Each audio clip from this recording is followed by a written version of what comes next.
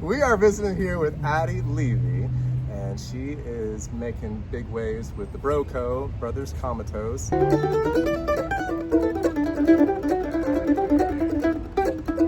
Y'all are based out of? They're based out of San Francisco. San Francisco. But I'm a Nashville girl now. And then you're the lone wolf from the East Coast living in Nashville. I am. That's good. Y'all been tearing it up this summer, about to headline a few more festivals. What's coming up?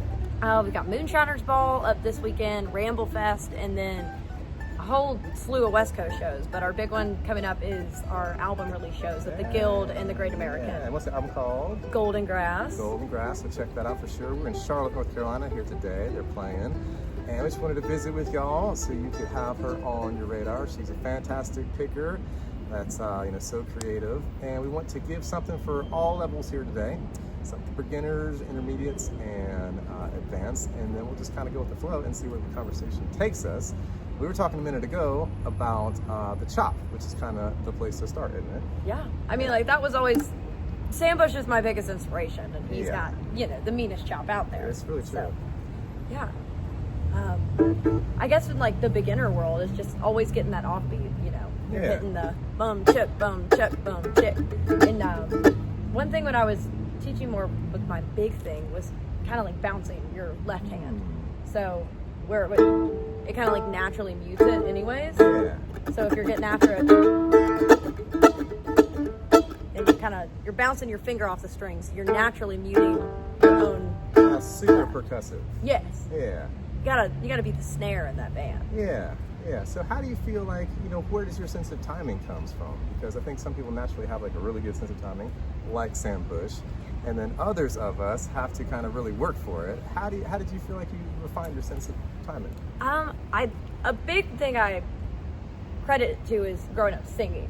So I always was very like melody and like that kind of based. So when I started playing instruments, I felt like I was a lot more comfortable with the music itself because I sang it.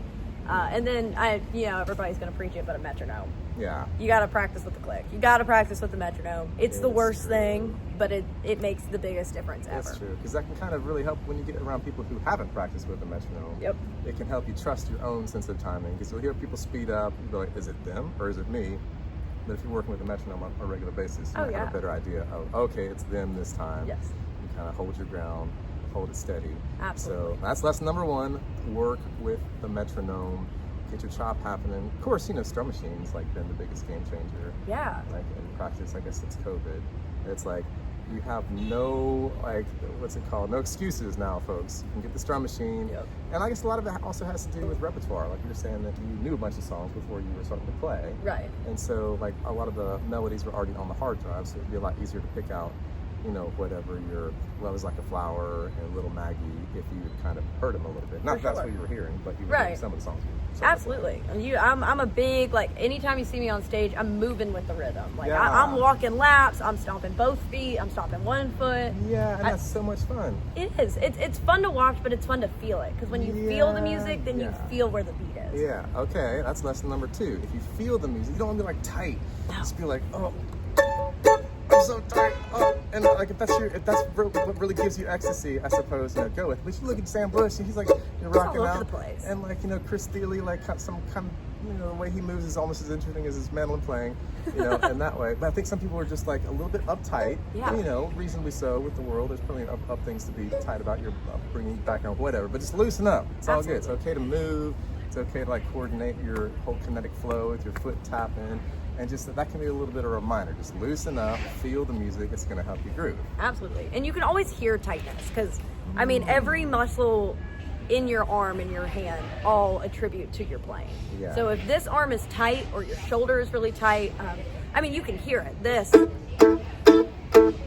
where you're just kind of smacking it versus like a... Yeah. And so the thing I noticed is that your wrist just totally loosened up. It's all in the wrist. If you're strumming like this, that's stopping half of your form or half of range of motion. Yeah. Because this motion versus this motion is so much more. I can't really It's so much more energy and it's so much more effort. The wrist. That's all in lesson there. number 3 or number 4. We're doing good on the beginners. We should show some love to the intermediates. Yeah. What's on the intermediate radar? But before we do, please like and subscribe. And go ahead and hit that little bell there for the notifications, and you'll get all the good stuff from Noya Mountain Music. Thank you. And please consider becoming a patron on patreon.com/Noya Mountain Music. I think for me, when I started playing with bands on more, when I got to the intermediate side, was finding where your drive sits with your mandolin. Because yes, it's, 1, 2, 3, 4 of the beats, and it depends on what your situation is and where your band puts the groove, because the Brothers Comatose put their groove in a very different spot than my traditional bluegrass upbringing. And that was where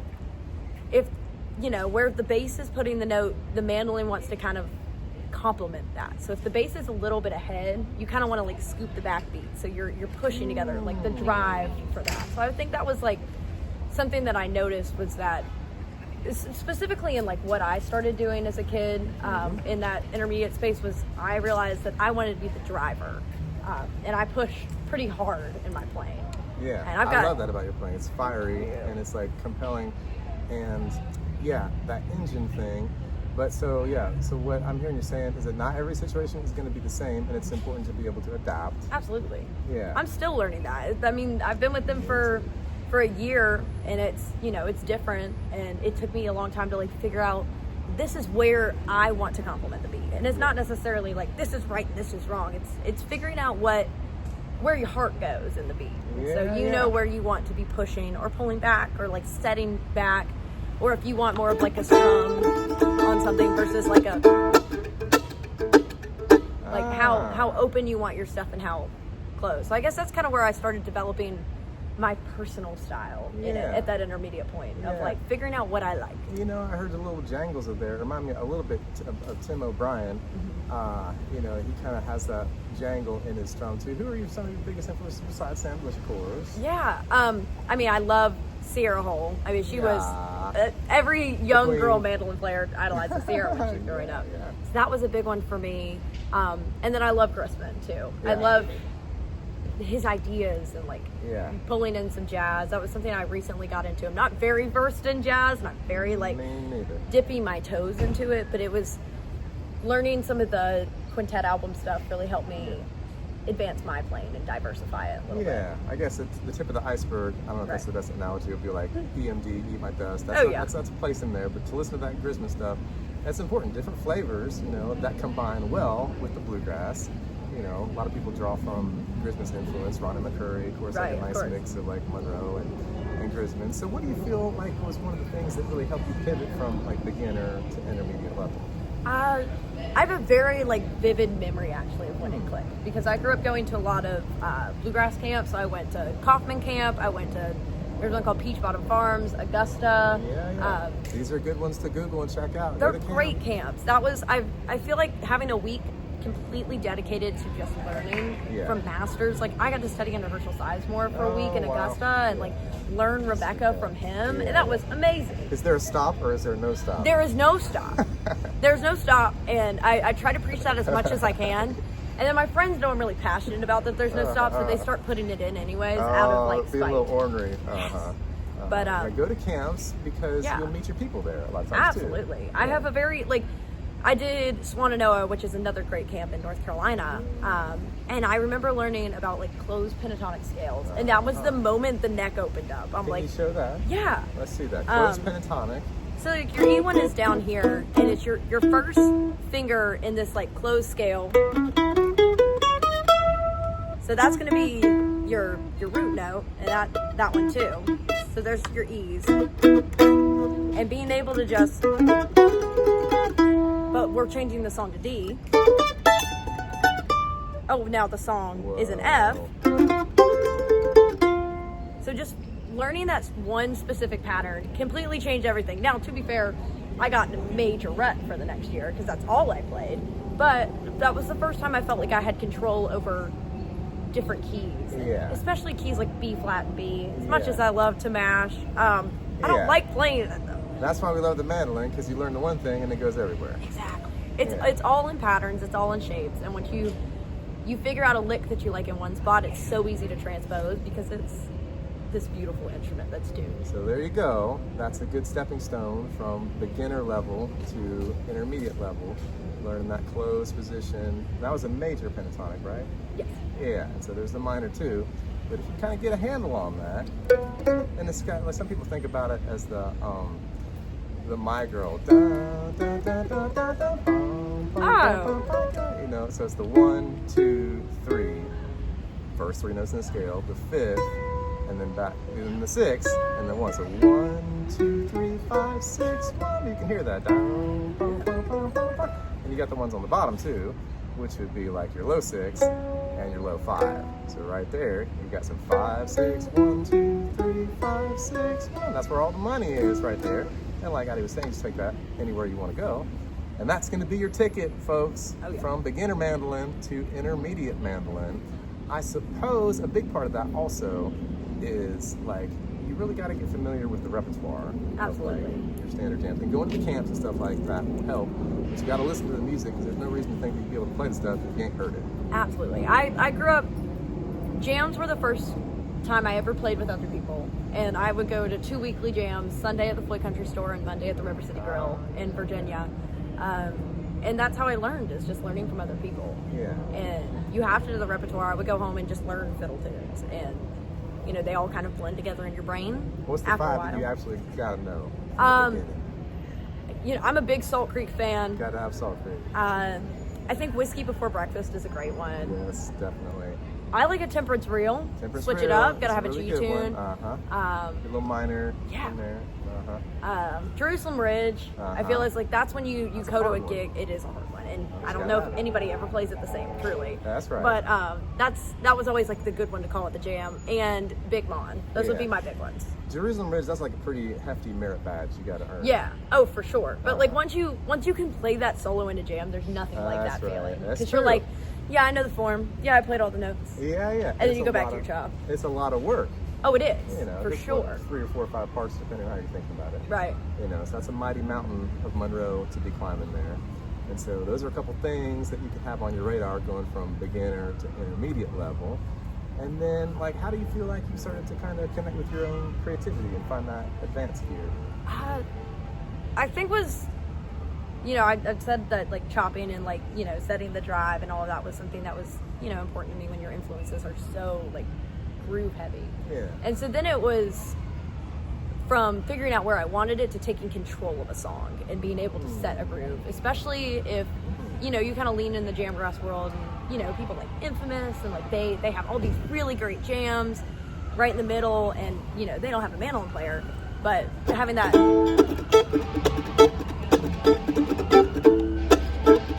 just being able to set the groove and then being able to change it around.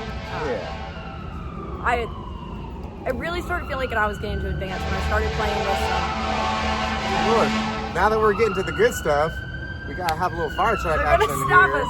All blessings to the people that have the stuff that's on fire. Absolutely. Just gonna wait till that shows out here a little bit. Might edit this out. Might just leave it in for funsies because it's real life. It is life. We got to be able to improvise, flow, be light on our feet, and you got to be able to change the groove up. You just go from one groove into this other thing, and then back to the first thing. And then back to the groove. But the big thing for me was I was playing with 2 really great musicians, Jared Hausman and Ethan Ratliff, and this was kind of right out of COVID and doing primarily online school in college, and so we would just get together all the time and jam. And I remember the first time I played a fiddle tune where we just put a jam right in the middle and we just kind of got funky with it. Yeah. And so when you find musicians that you trust to really hold down the groove and the vibe, that's when you start, I think, really coming into, this is who I am as a player. And so, surrounding yourself with great players is always going to be the ticket of, I think, discovering what you like and what you don't.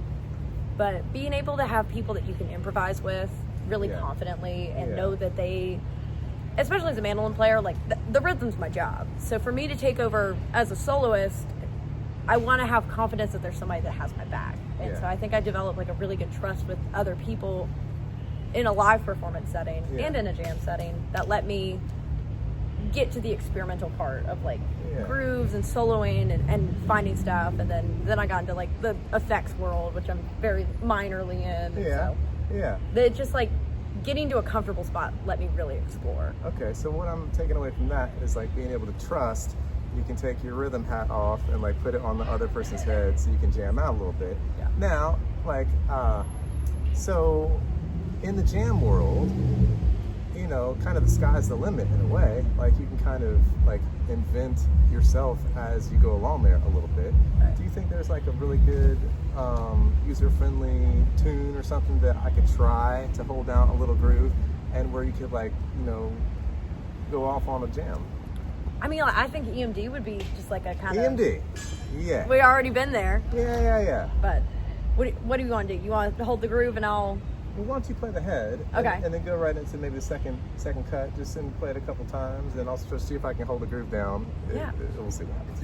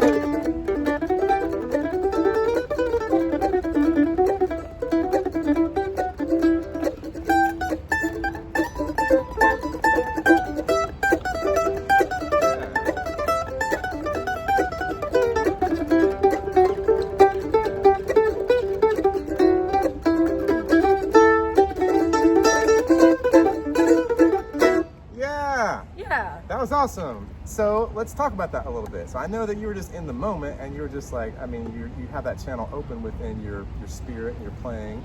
And I think fearlessness has a lot to do with that. But can you talk about some of those ideas? I know that there was a lot of them in just like a space. Yeah. And then kind of you're deriving the influence from like the energy of the lead from the head, but then it just goes. Right, yeah. I mean, just using the kind of like the halftime thing. Mandolin doesn't have a lot of a sustain in the instrument, which is something, you know, you argue with in your playing sometimes. It just feels, you want to lean really note heavy because there's no, I mean, you don't ring very long and it's not like a very... Yeah, it gets quiet real fast. Yeah, it's not like a bow where you can just like draw a tone out the whole time. And that's something really cool our fiddle player does, and Brothers Comatose Phil, he's a great, he uses space very well. Yeah. Of like being able to have the build. Yeah. And so he's someone I try to take some of that from, is just giving that space and kind of bringing that percussive in there, and then you don't want it to be like a typewriter. Yeah. The whole time. Playing with space can be a really powerful contrast. Yeah. I've definitely gone through my really notey phases, and sometimes I just, you kind of want to. You kind of got to go there and like grow out of it. Oh, absolutely. Yeah. But you can use that, like it's in E minor, but you can slide up to that,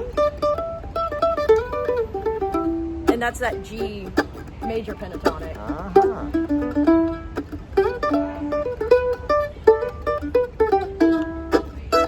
So that's that same thing. For the folks that don't know, the E minor pentatonic is the exact same thing as the G major pentatonic. Is that right? Oh my gosh, I don't know. Like the actual. It's not. It's pretty close. It's about the same notes. Right. You know, so in G we got the, you know, da, da, da, ba, ba, ba, and that is E minor pentatonic. You got the notes on the bottom. So again, that's why we love the mandolin, because you learn one thing one place, and not only does it work different places, but it works in the same place on a different chord. Right. That's like bonus mandolin money. Exactly. We love that. And I was definitely like, ear training was, I'm going back in life, like kind of backpedaling on on like the theory side of everything. So I'm like, that sounds right, and I just kind of go with it. So don't, if you hear something that sounds right and you don't know the actual, like, don't be afraid. That's right. Just do it. If it sounds good, it is good. That's it. And one thing I want to just touch on here is like your songwriting. How did you get started with the songwriting? I started writing, I mean, just stuff riding in the car when I was a kid. I think I finished my first song at 10. What was it about? It was about my family and like some changes that were going through in my like family's life. So it was personal from the get-go. It was very personal from the get-go. That's crucial. But what I learned through doing that as like my first song was that writing for me was very therapeutic. And that was how I yeah. expressed a lot of my feelings and emotions. And, you know, some of it is for performance, but some of it's just for me to write. Like, if I'm mad, I'll write a good song. And I've published a couple of those that are like, I was angry. It took me a minute to like calm down to write at that point. It's cathartic though. It is. It's very much, it helps me figure out what I'm feeling, even if it's just like a one blaring emotion at the same time. Like if I'm hurt about something, if I start writing about it, eventually I'll kind of like backtrack and be like, maybe there's some other underlying things why I feel hurt. Or maybe I'm feeling this because I've had this experience and it's reminding me of it. So it's very much a processing thing for me. It can be like self-discovery too. Absolutely. And so that's medicine. You know, if you're not feeling into writing songs and the tunes, you know, it's a lot cheaper than counseling. It is. It's a lot cheaper than like, you know, $200 an hour for your Jungian, you know, therapist. Oh yeah. Or whatever. So where do you feel? Do you still feel like you have that same connection with just writing about your life these days? Oh, very much. I wrote one like first night of tour. I was just getting some like, you know, you get very overwhelmed being on the road, and just because, I mean, it's the coolest job in the world, but it's not the easiest. Can we talk just for 2 seconds about like something people think, oh, it's so easy. You just get up on stage and you smile and you have a good time. There's a little bit more to it than that. My favorite thing is we didn't become musicians because it would be easy. We became musicians because we thought it would be easy. That's a good one. And it's just, there's a lot of, I mean, just separating the practice and the rehearsals and the personal training that you have to go to get to the point of like performing professionally. It's, you know, there's 9 of us on one run, and you know, you have your amazing crew, but it's still 9 of you, and you know, you're sleeping on, we're doing a mini bus tour for our first time, so it's a brand new experience. It's all new schedules. We're all sleeping together. You all see each other 24 hours a day, even in just like a sprinter run when we're in our van. I mean, you're all together all the time, and so you have to designate the space, and like you have to know what you need to get through the situation. Absolutely. Because if you don't make time for it, or you get yourself in a touring situation that doesn't necessarily play to what your emotional needs are or like space needs are, then you start to dwell and then it gets worse. This is the deeper side of the on the road with the music. You know, it's like there's the music itself, but then there's just life, you know, and finding that balance between, you know, what you need and how to fit in with the team and all of that. But I just want to say that, you know, I got to see the show Brothers Comatose out in Chattanooga last weekend, and it is such an explosively uplifting experience. Do you feel like like with that threshold, I mean, so when I get up on stage and things are going pretty well, I usually have like a really good time. Oh yeah. But one place that I've been like pushing into is like, well, how much fun can I possibly have? People are like, you look like you're having so much fun up on stage. I'm like, yeah, it's great. Especially if you're having a good day, you hear yourself, okay, yada, yada, all that kind of stuff. Well, there's so many little factors. There's so many things. Is the in-ears good? You know, whatever's your mind, blah, blah, blah, all that kind of stuff. There's so much stuff going on in the world that's not fun when you're up on stage, you know. And I think it's kind of circling back to, you know, one of the things that I appreciate about you and the energy that you push out onto the audience is like just the enthusiasm. And I think that, you know, of course it takes a long time to be able to have enough confidence in what you're doing to just be like, okay, I can just have fun. Yeah, you can kind of put it minorly in autopilot of like, I'm not thinking through necessarily the chord changes, so I can enjoy the moment. And I've definitely had times where I'm not having a great day. And I get on stage and it maybe just takes me 2 songs to like kind of warm into the thought, but this week is my 1-year anniveration with them. So it's my thank you. My 1-year anniversary of touring professionally, and I'm an emotional girl, and so I get a little overwhelmed on stage sometimes, and I'm like, this is like, what a blessing that I get to do this. And so that kind of like recenters my brain if I'm like, oh my gosh, like my strings are kind of old, I should have changed them, and I feel like I'm not playing what I could have been doing. And then, you know, you get all up in your head, and then I kind of look out and all these people are just like this, and I'm like, this is the best job ever. Why would I ever be mad about this? That's it. We're so lucky. It's a blessed life. You know, with the challenges, we wouldn't want it too easy. It's good to learn how to hit the curveball and all that kind of stuff. Addie, thank you so much for taking this time Thank you to visit so with us. much for having Here. me. Is there anything you kind of want to leave the folks with you know, a little inspiration or anything at all? Yeah, I would say just keep going. Like, I started when I was 10, especially being just a young girl in the industry. And at 10 years old, I felt behind against some of my peers. But, you know, the group I grew up with was like the Shattergrass Kids and Liam Purcell, who are some of the like most amazing musicians on earth. Yeah. So it was always... It can be some like good, healthy competition. Absolutely. You know, in a way. And I'm a competitive person in general, so it like drove me to want to be more. Yeah. So find your motivation that drives you, whatever that is, and just keep pushing. Just push. That's it. Beautiful. And yeah, find your way to shine your own way. Of course, we got to kind of like go paint by numbers until we can find our flow and all that. Absolutely. So check out the Brothers Comatose, the new album. Tell me the name again. Golden Grass. Golden Grass, you know, on all the streaming places and all that. And yeah, if you like the video, please smash the like button, leave the comments, all that kind of stuff. And check out Brothers Comatose website. Check them out where they're touring you. And if you want to support the channel, please check out patreon.com/NoyaMountainMusic. And we look forward to visiting with Addie down the road. Woohoo! Yeah. Adios, neighbors. Bye. Woohoo. Hey. Just want to play something? Sure. What do you like? I love them all. The easy ones anyway. Yeah. Well, like a Salt Creek. Perfect. Yeah. There we go.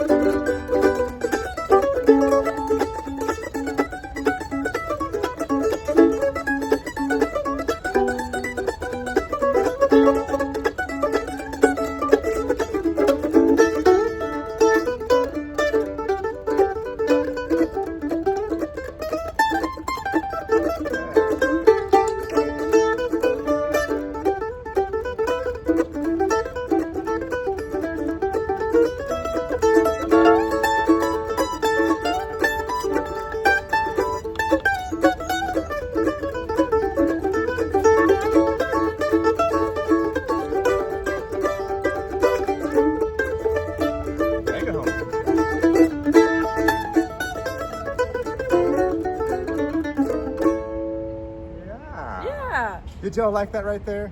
Woo!